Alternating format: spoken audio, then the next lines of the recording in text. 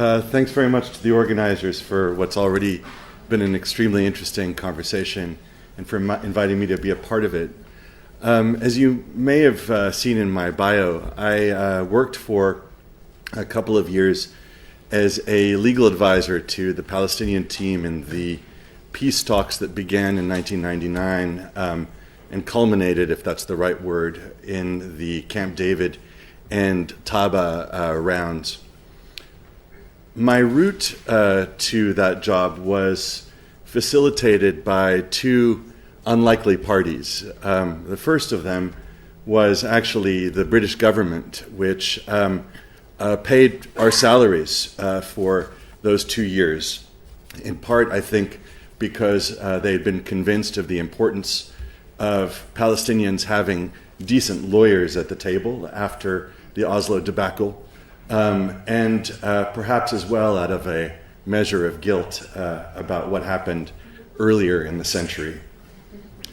But the other person who facilitated my being able to take the job was actually the architect of the Oslo Accords, an Israeli lawyer named Yoel Zinger, who was of counsel at my law firm, Sidley & Austin, in Washington, D.C., during the time just before I left to go to Palestine. When I was invited to go and take the job, the managing partner of my firm was hesitant to allow me to do it. It was a busy period at that time. Yoel intervened on my behalf and said, Carter, it would be good for the firm to have someone on both sides. So I thanked him, and sometime later there was a cocktail party to see me off. And I introduced Yoel to my paralegal as the man who wrote the agreement that we would be working to undo. And he turned to me and he said, is that what you're doing? And I said, it is a self-consciously temporary arrangement, no? And he said, and I'll stop with my terrible Israeli accent, he said, let me tell you a story. And forgive me, this is a colorful story. A man goes to the doctor because his private parts have turned black. The doctor tells him, we'll have to amputate. The man, alarmed, seeks a second opinion.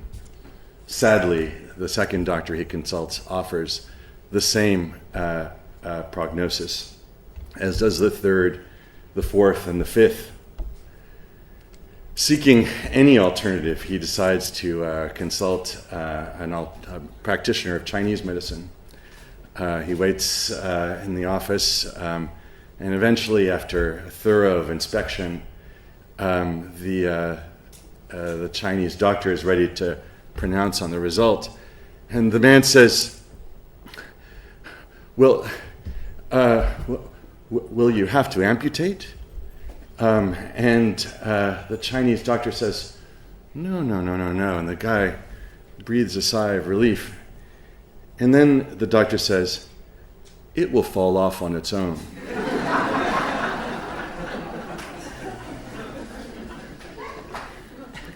I have puzzled over that story for years, and I'm still not sure what it means.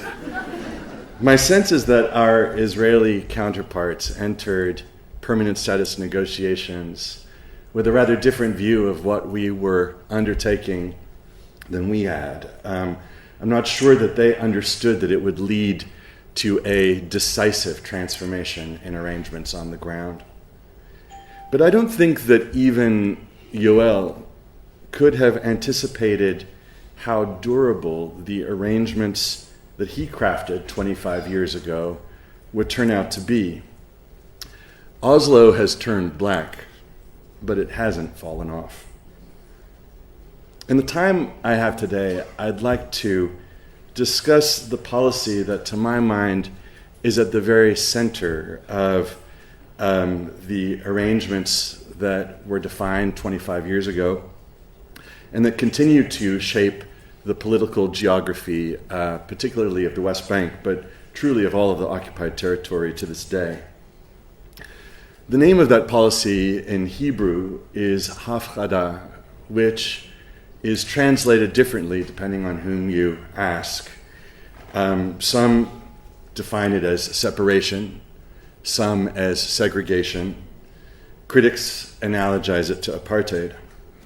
Ehud Barak, a long-standing advocate, offered the following explanation. Israelis, he said, should separate ourselves from the Palestinians physically, following the recommendation of the American poet Robert Frost, who once wrote that good fences make good neighbors. Leave them behind, outside the borders that will be agreed upon, and build Israel. Ignoring Barak's terrible misappropriation of Robert Frost, who was anything but a believer in fences, his vision of hafrada, of separation, evokes both physical segregation and self-determination. By erecting a border that keeps Palestinians out, Israelis will be free, finally, to build Israel.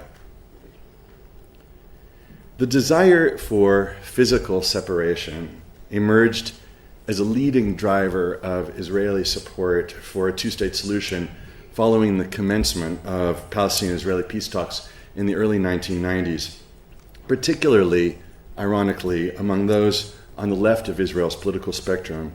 Recall that in Israel's 1992 elections, just prior to the inception of the Oslo process, the Labour Party captured the premiership with the slogan, "Us here, them there, peace with Rabin."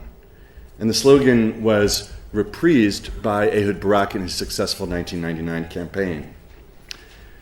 Its appeal can be attributed to a range of factors, and many, unsurprisingly, tend to focus on security among them.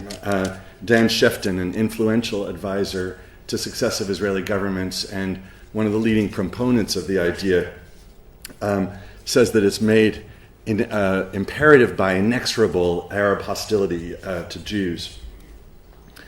But my sense is that security is not the only thing driving this policy. In a sense, echoing Professor Pape in his earlier remarks, Professor Amnon Raz-Chakotzin at Ben Gurion University submits that in the eyes of Israelis, the peace process is not perceived as the basis for reconciliation founded on Palestinian rights and mutual recognition, but rather as a way to dispose of the territories in order to get rid of the Arabs. Rather than a clear political stance, the support of peace is a cultural position which emphasizes the need for a homogeneous Jewish state.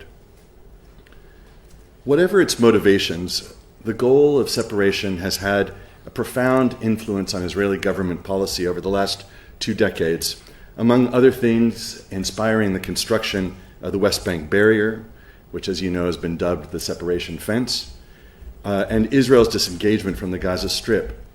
It's also possible to discern its imprint on Israeli negotiating positions regarding a range of major issues: rejection of Palestinian refugee return outside the narrow frame of family reunification, the gerrymandering of the border to maximize the number of Jews and minimize the number of Palestinians annexed to Israel, opposition to making Jerusalem an open city with free access by both Israelis and Palestinians, and more broadly, support for a hard border between the two states, with rigorous controls on the cross-border movement of persons. During the talks recently facilitated by U.S. Secretary of State John Kerry, Prime Minister Netanyahu strayed from the separation model to a limited extent, suggesting that settlers could be permitted to live in a Palestinian state. Unsurprisingly, however, his embrace of pluralism did not extend to Palestinian refugees, whom he urged to give up your dream of the right of return. Over the last 2 years, we've seen the principle of separation elevated further. With the nation-state law, Israel has abandoned the pretense of being a liberal democracy premised on pluralism in favor of a narrow nationalist self-conception of Israel as the site for self-determination for only one people. And separation has been paired with an unvarnished effort to transform de facto annexation of substantial parts of the West Bank into a legal reality.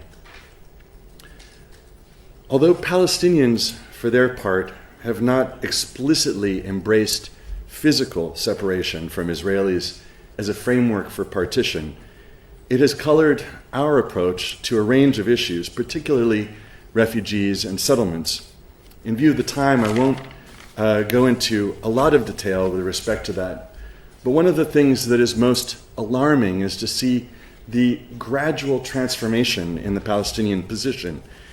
Whereas at the outset, it was understood, as Nadia pointed out earlier in her presentation, that refugee return could be reconcilable with the idea of a two-state solution. The premise being that you would have two heterogeneous states on each side of the Green Line. That idea has increasingly been abandoned, and we see by the most recent round of negotiations Abu Mazen, Mahmoud Abbas, undertaking to reassure Netanyahu that Palestinians will not seek to flood Israel with refugees to change its social character. Similarly, whereas the international community also spurned the idea of separation in its earliest vision for two states, the UN General Assembly's partition plan in 1947, which very explicitly and emphatically was committed to the protection of minorities within each of the two states. The international community, too, has hewn increasingly over time to the logic of separation. We saw that certainly represented in the Clinton ideas.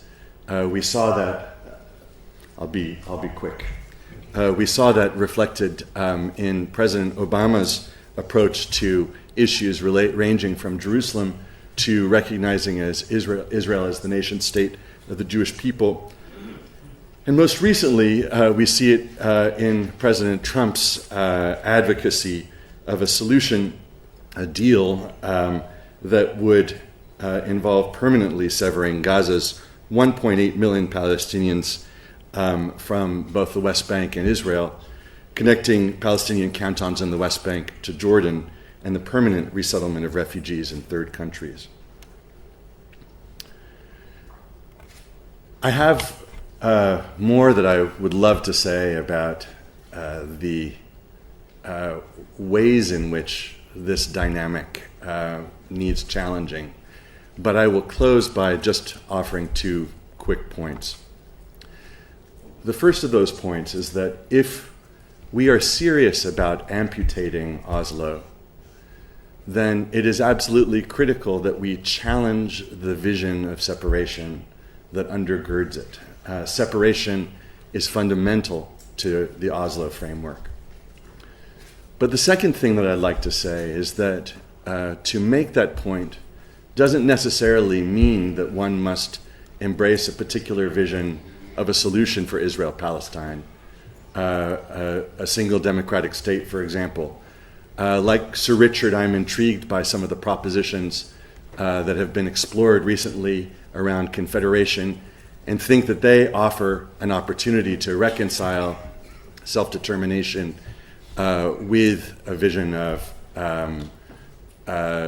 two liberal states operating side by side within a framework of freedom of movement. I'm happy to talk more about any of that, but for now,